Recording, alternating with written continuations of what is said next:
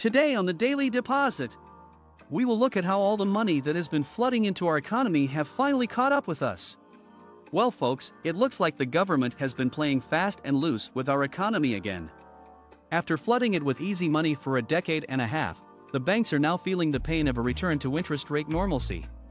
It's like when you give a kid too much candy and then try to take it away, they're not going to be happy about it. And let's be real here, all of our economic problems can be traced back to one thing: reckless overspending by the federal government. But it's not just the government's fault. The Federal Reserve just announced another rate hike, tapping the brakes on our economy once more in their ongoing battle against inflation.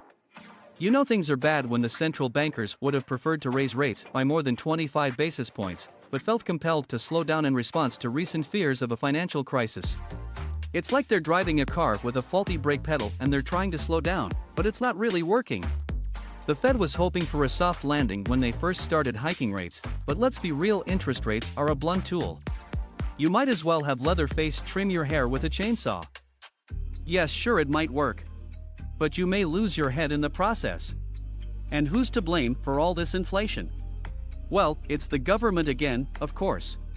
They flooded the economy with money at the worst possible time when there were already supply chain bottlenecks due to COVID lockdowns. And now, hard-working Americans are falling further and further behind as prices continue to rise faster than wages. It's no different than running up and down on an escalator and not going anywhere.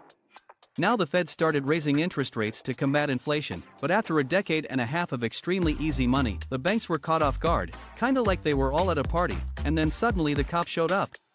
Now, Silicon Valley Bank and other banks invested heavily in treasury bonds that they had purchased at extremely low interest rates, which became money losers when inflation began to exceed their face value. And what's the result of all this? Well, any hope of a soft landing has been thoroughly dashed, and recession is now increasingly likely. It's like we're all on a roller coaster, and it's about to take a big drop. Hold on tight, folks. Cha-ching! There you have it, your deposit has cleared.